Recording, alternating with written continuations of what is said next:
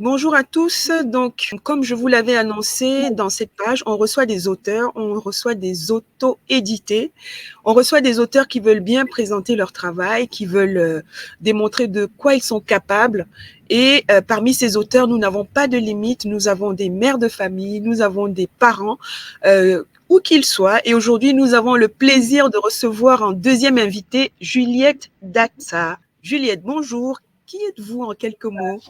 Bonjour Denise, merci déjà pour l'invitation. Franchement, c'est un honneur pour moi, d'être sur ta chaîne aujourd'hui. Je suis Juliette Daxa, je suis mentor et coach en reconstruction après rupture. Bon, en fait, j'aide les femmes célibataires de plus de 30 ans qui ont vécu une rupture amoureuse à se reconstruire et à retrouver leur épanouissement après leur rupture. Oui. Je suis aussi épouse et mère de 5 enfants. Je suis auto-éditrice, écrivaine. Eh bien, c'est sur cette casquette-là qu'on va mieux te découvrir. Est-ce que tu peux nous parler de ton dernier ouvrage? Mon dernier ouvrage, déjà, qui s'intitule « 8 ans sans mes enfants », l'histoire de courage et de résilience d'une mère. Bah, s'il faut parler de cet ouvrage, déjà, comme le titre le précise, c'est une expérience personnelle, c'est une expérience vécue, oui. Donc là, c'est une autobiographie. Et je l'ai fait parce que j'ai traversé des moments très, très difficiles. Et je me suis dit, c'est mieux de partager. Il est toujours bien de partager avec des personnes parce que quand on traverse une situation, quand on réussit à passer le cap dans une situation, parce que ce n'est pas tout le monde qui réussit à surmonter des situations difficiles, et que ce soit des réussites dans la vie, que ce soit même des réussites financières, c'est bien de partager. C'est bien de partager parce que ça inspire des autres. Ça pousse d'autres personnes à se dire, si telle personne a réussi dans tel domaine, ça veut dire moi aussi je peux réussir. Donc, en fait, c'est une manière d'inspirer, d'inspirer ces femmes-là, surtout des femmes qui ont traversé des situations comme moi. Je sais qu'il y en a plusieurs parce que je ne pense pas que ma situation est unique. Et je pense que dans le monde, il y a d'autres femmes qui sont en train de traverser les mêmes situations que celles dont j'ai traversé. Donc, c'est une manière de partager avec elles que c'est possible de réussir, c'est possible d'aller en avant, c'est possible de sortir dans cette douleur. En fait, c'est possible de construire un avenir meilleur après un passé ou un présent délicat. Ça, c'était la première. Oui. Et la deuxième aussi, c'était une manière de raconter mon histoire à mes enfants. Parce que je n'aimerais pas que quelqu'un d'autre les raconte mon histoire. Parce que je dis toujours, si tu ne racontes pas ton histoire, quelqu'un d'autre le fera. Mais tiens-toi bien, la personne ne le fera pas de la bonne manière. Il reste à savoir qui le fera. Donc, je n'ai pas voulu que ce sont des gens qui racontent à mes enfants ce qui s'était passé quand je ne serais plus là. J'ai préféré les raconter moi-même. Même si pour le moment, je sais qu'ils ne sont pas encore conscients de la situation. Mais je sais qu'une fois qu'ils seront grands, que je sois là ou pas, ils auront mon histoire. Personne, ils n'attendront pas qu'une autre personne vienne les raconter mon histoire. En fait, c'est tout ça qui fait cet ouvrage. Très bien, c'est très inspirant. Donc, c'est une histoire de transmission, finalement. Oui, et d'inspiration aussi. Et quelles ont été les principales difficultés dans la rédaction de cet ouvrage? Bah, au début, j'avais les idées. Parce que depuis que j'ai récupéré mes enfants, depuis 2019, j'avais l'idée d'écrire ce livre, mais je ne savais pas par où commencer. Et on est tous conscients que ce n'est pas toujours facile avec des maisons d'édition. Parfois, on refuse des manuscrits. Quand tu as ton manuscrit, les gens peuvent te refuser. Et même celles qui acceptent ton manuscrit ne vont pas publier du jour au lendemain. Tu peux attendre des années avant de voir ton livre être publié. Et donc, j'avais cette difficulté parce qu'avoir les idées, ça ne suffit pas. Il faut savoir structurer les idées. Donc, j'avais cette difficulté. Ça, c'était la première difficulté. Et la deuxième difficulté, c'était aussi le courage. Parce que renouer un passé difficile, un passé douloureux, c'est compliqué. Il me fallait du courage pour le faire. Donc, si je reviens à la première difficulté, donc j'avais cette difficulté de structure. Et j'ai réfléchi que c'est mieux de me former parce que parfois, on trouve des choses forcées parce qu'on ne sait pas le faire. On pense que certaines choses sont réservées à certaines catégories de personnes juste parce qu'on ne sait pas le faire. Mais en se formant, on apprend comment le faire et de la bonne manière, quoi. Donc, ça, ce sont les difficultés que j'avais. Donc, quand tu parles de te former, ça veut dire quoi concrètement? Qu'est-ce que tu as suivi comme formation justement pour structurer tes idées? Bah, j'ai pris une formation de comment écrire un livre. Et hormis la formation, avant même de prendre les formations, j'ai fait beaucoup de recherches par rapport à ça, que ce soit des blogs sur Google, que ce soit des vidéos YouTube. J'en ai regardé plusieurs. D'ailleurs, la personne chez qui j'ai acheté la formation, je pense que j'ai fini toute la playlist de ces vidéos, quoi. Donc, j'ai regardé beaucoup de vidéos qui parlaient de comment écrire un livre, comment bien structurer ses idées. Et finalement, je me suis dit, il faut mieux que je me forme parce que on a beau dire, il y a des tutos gratuits, mais il y a certains tutos qu'on ne met pas sur YouTube. Donc, pour aller en profondeur, il faut te faire former. Donc, c'est pour ça que j'ai pris cette formation. Et aussi, pour savoir, et déjà même, pour te dire, Denise, en prenant la formation, je ne savais pas qu'il y avait ce qu'on appelait l'auto-édition. Donc, je ne savais pas que moi-même, je pouvais faire mon livre. Oui. D'accord. Donc, dans ma tête, j'ai écrit mon livre et voir si je peux avoir la chance de voir une maison d'édition qui va accepter de publier mon livre. Donc, c'est quand j'ai fait la formation et j'ai appris que je pouvais moi-même être ce qu'on appelle auto-éditrice, donc publier personnellement mon livre. Et ça m'a beaucoup aidé. Et hormis ce livre, j'en ai publié d'autres, quoi. Il t'a fallu combien de temps pour écrire ce livre? Il m'a fallu, comme je te l'ai dit, c'est depuis 2019 que j'ai pensé écrire ce livre. Et j'ai pris le stylo. Moi, il m'a fallu presque 1 an pour écrire. Pas parce que je n'avais pas d'idée, mais parce que parfois, quand je commençais, et à un niveau, je voulais baisser les bras parce que ça me faisait revivre le passé. Oui. Et comme j'étais déterminée à aller jusqu'au bout, donc ça m'a pris quand même presque 1 an pour écrire. Donc, est-ce qu'on peut dire que ce livre est une thérapie? Oui, effectivement. C'est en quelque sorte une thérapie. Parce que malgré le temps que ça a mis, malgré les années qui se sont passées, sans vous mentir, j'ai beaucoup pleuré. Je pleurais. Il y avait des passages que je pleurais à chaudes larmes, comme si c'était une histoire que je viens de vivre. Et je pense que ça m'a fait du bien. Ça m'a fait du bien.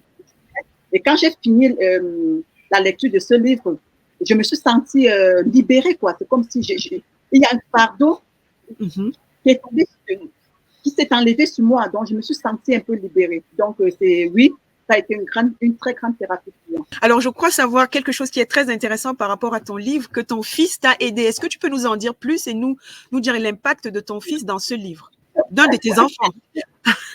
Oui, et effectivement, c'est mon premier, c'est mon aîné. Et c'est un passionné. En fait, il a un don de dessin, je ne sais pas d'où il prend, parce que sans vous mentir, je ne sais même pas une tomate, je ne sais pas dessiner. Et c'est mon fils qui a fait l'illustration de ce livre. Donc, le dessin que vous voyez, l'illustration, c'est lui qui l'a fait. C'est très beau. Donc, oui, merci. Donc, c'est lui qui a fait l'illustration. J'ai juste envoyé, pour la fabrication de la couverture, j'ai juste envoyé l'illustration. Donc, c'est lui qui a fait l'illustration. Il a quel âge? Il a 14 ans. Il a 14 ans. Et je pense qu'il s'est tellement impliqué parce que, du coup, il s'est senti impliqué dans l'histoire, quoi. Il s'est senti impliqué dans l'histoire. Et je pense qu'il a aussi exprimé ses émotions dans cette illustration. Et déjà, pour des personnes qui seront présentes au congrès du business en ligne. On en parlera plus tard de cette actualité. En fait, je voulais juste dire qu'il sera là pour présenter, pour expliquer la signification de son illustration. Très bien. On reviendra justement sur l'actualité qui va arriver. Mais je voulais savoir, donc, ce livre, il est disponible où? Une personne qui veut l'acheter, qu'est-ce qu'il faut faire? Oui, il est disponible sur Amazon en format broché. Pour des personnes qui ne connaissent pas, ça, c'est ce qu'on appelle le format broché. Il est aussi disponible en format numérique, donc c'est-à-dire en format Kindle qu'on appelle aussi le format numérique, où les gens peuvent lire avec leur liseuse, leur téléphone portable, leur ordinateur, leur tablette. Et pour des personnes qui veulent le livre dédicacé, ils peuvent me contacter. Et je dirais, pour des personnes qui sont en Occident, bien sûr. Oui. D'accord. Très bien. Envoyer le livre dédicacé. Alors, il y a quelque chose qui m'a intéressée, c'est que tu disais que tu as écrit plusieurs livres. Donc, il t'a fallu 1 an pour écrire un livre. Et là, tu en as écrit plusieurs autres. En combien de temps, du coup? Et quels sont-ils? Quels sont ces livres? Déjà, vous pouvez voir là, ça c'est ma petite bibliothèque personnelle. Mm-hmm.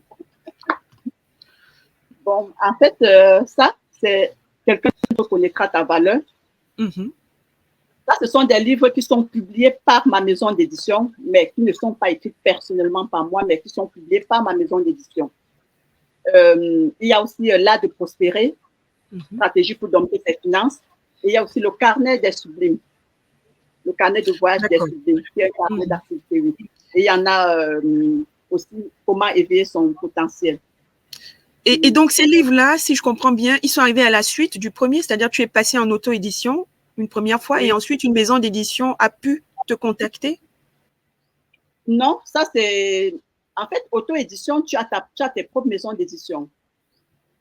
Donc, tu as créé ta maison d'édition.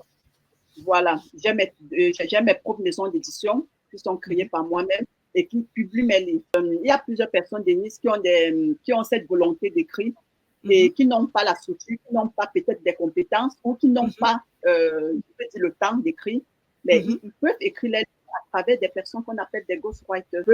Oui, et ces personnes écrivent les livres. Mais donc, ces livres ont été écrits par des ghostwriters, mais publiés, ce sont des idées que j'ai, des idées, des structures que j'ai données. Ils ont été écrits par des ghostwriters, mais je les ai publiés. Ce sont mes maisons d'édition qui les ont publiés.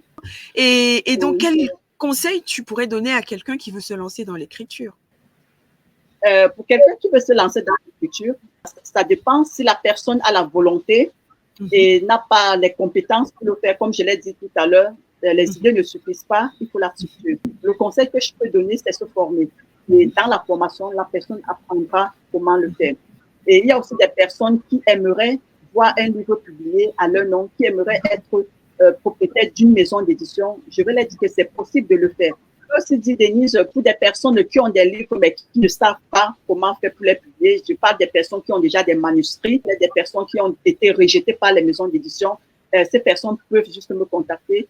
Alors, je crois savoir qu'il y a un événement très bientôt qui va te mobiliser. Est-ce que tu peux nous en dire plus? Est-ce qu'on pourra te rencontrer? Oui, il s'agit du congrès du business en ligne. Donc, ça va parler de comment réussir en ligne. Et je serai intervenante dans cet événement. Et là, vous pouvez me rencontrer. Et comme j'ai dit tout à l'heure, des personnes qui seront là, mon fils sera là pour vous dire la signification de l'illustration du film. Donc, il va vous donner la signification parce que c'est son ressenti et il va vous dire pourquoi il a choisi cette image et non cette illustration et non pas une autre. Et je serai aussi là pour partager mon parcours avec vous, pour partager certaines astuces avec vous et pour présenter mes ouvrages. Donc, si vous êtes en France, si vous êtes surtout en Île-de-France, même en France, même dans d'autres régions, n'hésitez pas de prendre vos tickets si ce n'est pas encore le cas et de participer au congrès, à l'événement, au plus grand événement, le congrès du business en ligne. Très bien. Donc, ça se tient en septembre. Donc, très bientôt, dans quelques jours. Oui. Eh bien, pour ceux qui pourront être là, ce sera magnifique.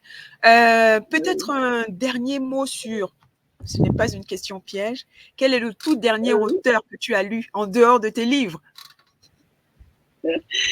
En dehors de mes livres, bah, j'en ai un lot. En fait, le